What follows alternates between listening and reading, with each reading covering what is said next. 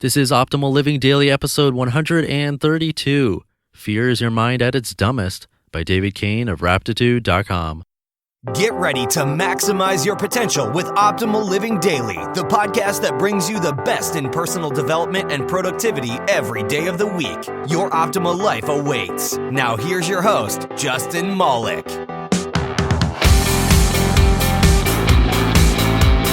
What's going on, old friends? Welcome to Optimal Living Daily, and I'm Justin Malik, the human roller coaster of social anxiety. Some days I have none, and some days I can't function. It's a strange thing. What's really crazy is that I somehow won an award for a speech I did in college in front of about, 250 people, and that speech was called MySpace Blows. But if I had to do a speech today, I couldn't. Anyway, moving on, I'm back with a post from David Cain of Raptitude, who has a great site.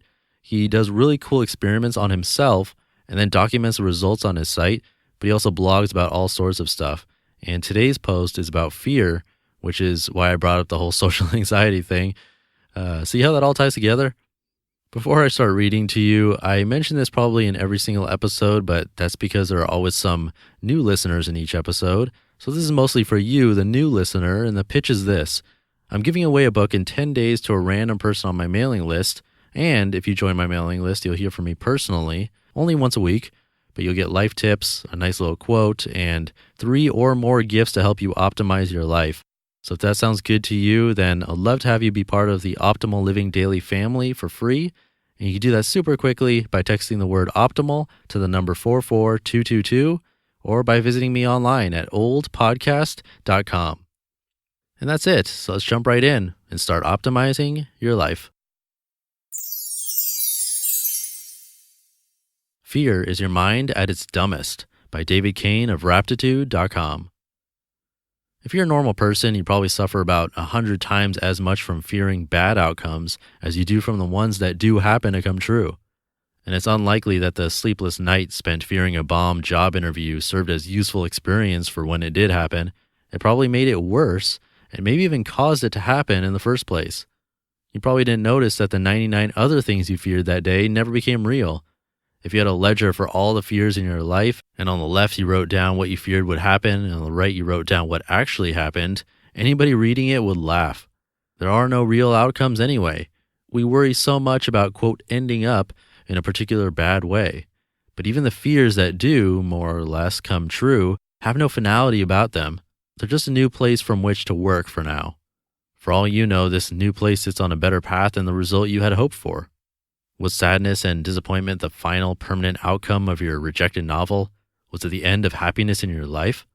The quote, outcome of any particular endeavor is just another middle chapter, just another starting point for something else. There's nothing damning about the middle of any story, and unless you're dead, you're in the middle. So I guess there is one true outcome, but there's no uncertainty about whether it will happen, and it has the virtue of ending all your worries anyway. Everyone has a past riddled with bombed exams, awkward job interviews, bad dates, lost wallets, and birthdays with low turnouts, and few of those fears come true continue to cripple us today. Mostly they consist of an awful few minutes followed by an ordinary bad mood, maybe an inconvenient new errand to complete or a new parameter to work under, and some unpleasant rumination later on if you choose to bother with that. Of course, most of the unpleasant developments in life are the ones it didn't occur to you to worry about anyway. They, quote, blindside you at 4 p.m. on an idle Tuesday, as Mary Schmeek put in her famous column-turned book, the one about wearing sunscreen. When you decide you'll walk into your moments of truth, your project launches, race days, and blind dates, with an unconditional willingness to see what happens, fear doesn't have much to do. For some reason, we interpret the presence of fear as a trustworthy reason to be tentative, to delay our arrival at a result. This gives fear time to make the unhappiest possibilities bigger in our minds, seemingly more worthy of respect.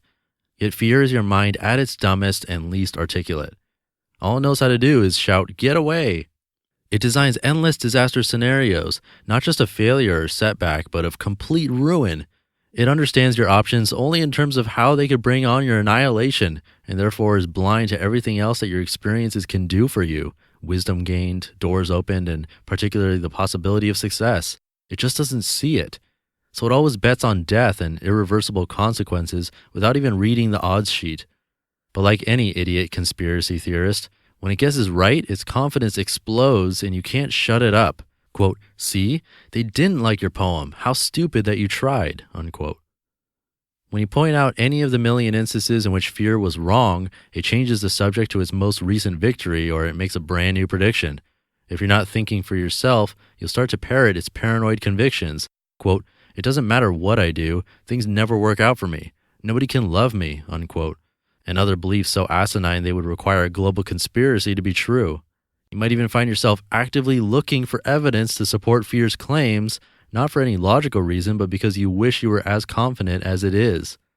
And once you're confident fear is usually right, you'll be right so often that you'll never want to bet against it. And that's the great irony of fear. Give it too much respect and it becomes the paralysis and annihilation from which it ostensibly protects you. We are smarter than fear. Walk into the thing it tells you to cower from, or, quote, "feel the fear and do it anyway," as Susan Jeffers would say it, and fear dies because you ignored its only wish, which is to keep you from going certain places to see what's actually there. Unless you have a rational expectation of grievous bodily harm or financial ruin, respond to fears with curiosity about what life actually looks like beyond the moment of truth. Pass through the door and see what's there. You can take it. The sky has fallen 1,000 times already. Even if you do find what fear warned you about, you'll notice it had none of the details right. It doesn't look like, feel like, or require of you what you thought. That's because fear doesn't know anything about the future. Fear only ever has old material to work with and makes its predictions out of the past. It's desperate to prevent you from getting to the future to see what's really there, because then it will quickly lose your respect. You just listened to the post titled "Fear is Your Mind at Its Dumbest" by David Cain of Raptitude.com. I hope you enjoyed that post as much as I did. I really love his writing style and the things he talks about. It's a lot different than the typical personal development stuff we hear. And I highly recommend checking out his site's experiment section. It's really cool. And one last time, I'm giving away a book in just 10 days to a random email subscriber. So to be entered, you can visit oldpodcast.com, or the fastest way is to text the word optimal to the number 44222. Again, that's optimal to 44222, or visit oldpodcast.com. And when you join my weekly email list, you'll be entered to win a book every single month, plus you get a bunch of gifts from me. And I think that does it. I'll be back tomorrow reading about a lack of motivation and self-doubt, a highly requested topic. So I'll see you there, where your optimal life awaits. Hey, this is Dan from the Optimal Finance Daily podcast, which is a lot like this show, except more focused on personal finance. Justin handpicks the best posts he can find from blogs and authors like Ramit Sethi, Mr. Money Mustache, and more, and I read them to you 5 days a week. So if you enjoy this podcast, come on over and subscribe to Optimal Finance Daily too. And together, we'll optimize your financial life.